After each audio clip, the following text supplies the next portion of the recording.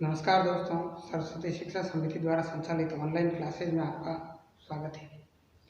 मित्रों, पिछले वीडियोस में हमने पढ़ा था कि दुनिया में किस प्रकार राष्ट्रवाद का उदय हुआ, औद्योगिक क्रांति, फिर जर्मनी का एकीकरण और इटली का एकीकरण।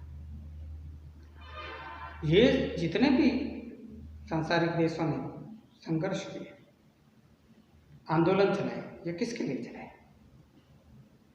रूस में क्रांति हुई लोकतंत्र के लिए, फ्रांस में क्रांति हुई राजशाही का अंत करके जनता का शासन स्थापित हो उसके लिए, इटली जर्मनी का एकीकरण हुआ, उसके पीछे भी मुख्य जो उद्देश्य था वो यही था कि शासन में जनता की भागीदारी बढ़े।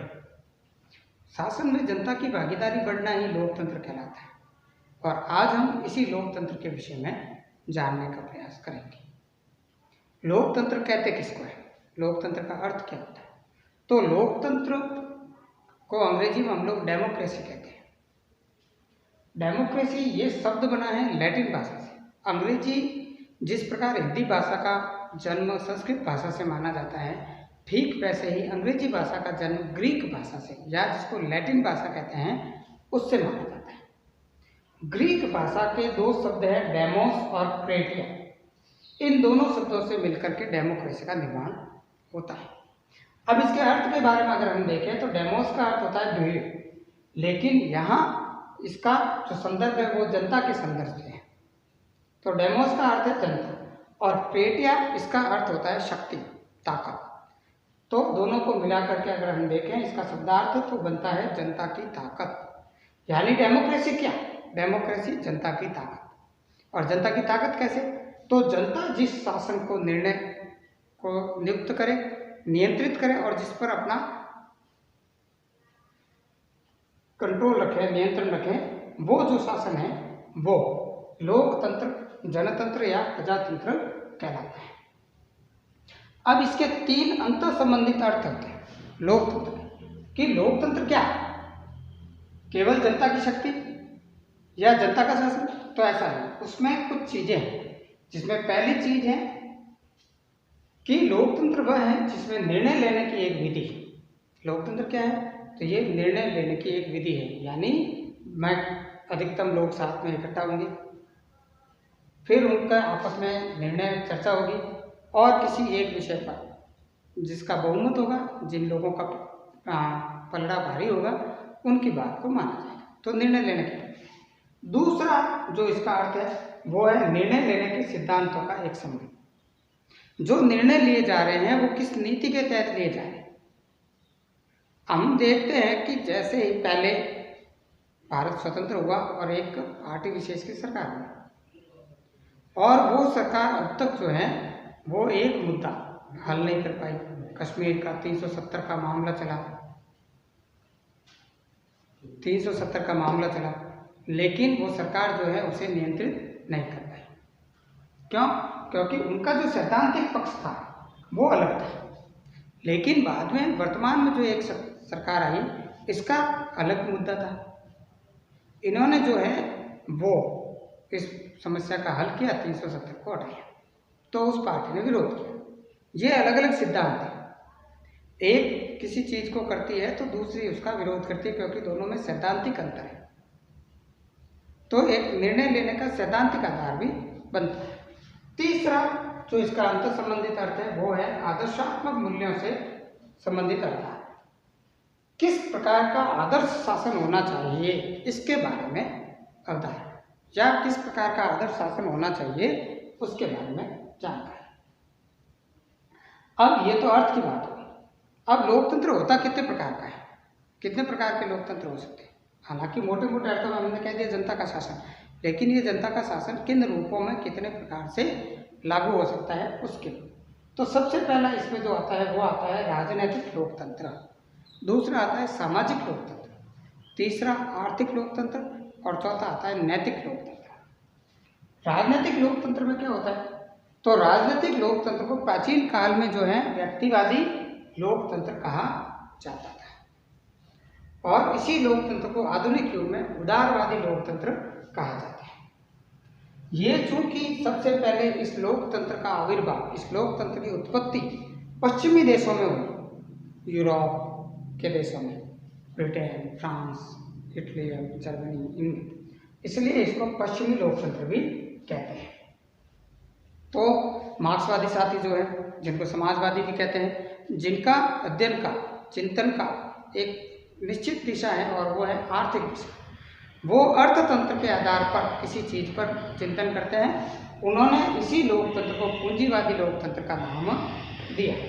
अब इस राजनीतिक लोकतंत्र के भी दो प्रकार हैं। एक प्रकार है राज्य के रूप में लोकतंत्र, ठीक है, और दूसरा प्रकार है शासन के रूप में लोकतंत्र।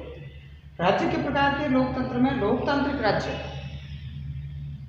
या राज्य के एक प्रकार के रूप में जो लोकतंत्र है उसका अर्थ होता है लोकतांत्रिक राज्य, जिसके अनुसार क्या होता है, लोकतांत्रिक राज्य के अनुसार प्रभु सत्ता का निवास, शक्ति का यानी सत्ता की शक्ति का निवास जो है वो जनता में होता है, और इसीलिए प्रभु सत्ता का निवास जो है वो जनता में होता है।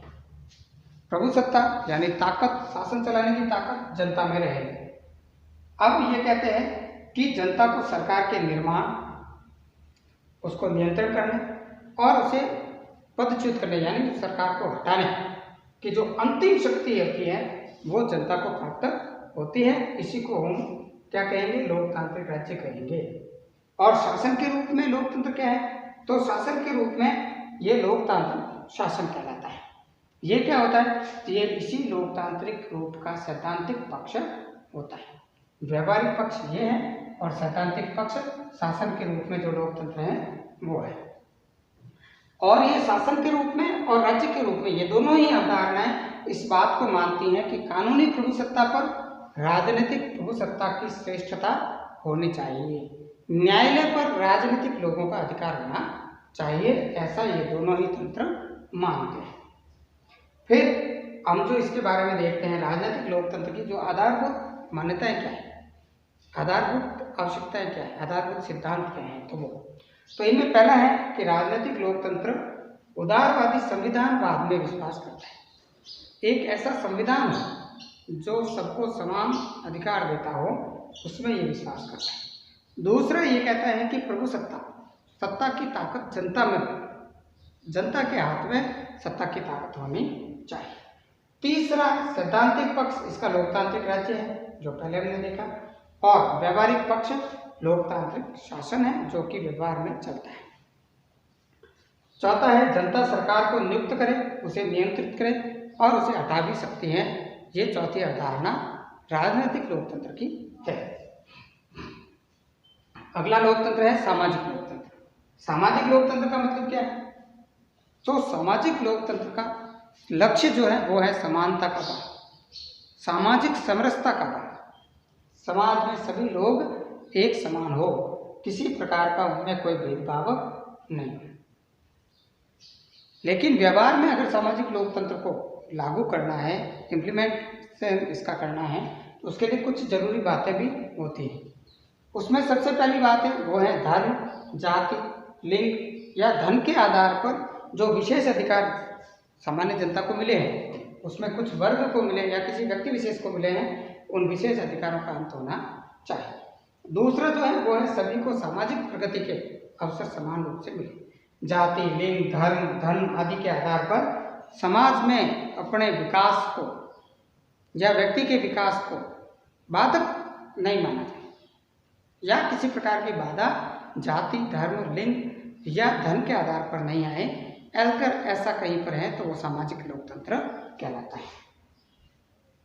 इसके बाद में जो अगला प्रकार है लोकतंत्र का वो है आर्थिक लोकतंत्र। आर्थिक लोकतंत्र जैसा कि मैंने पहले बताया, मार्क्सवादी मित्र इसी दृष्टि से किसी चीज का चिंतन मनन करते हैं, आर्थिक दृष्टि से।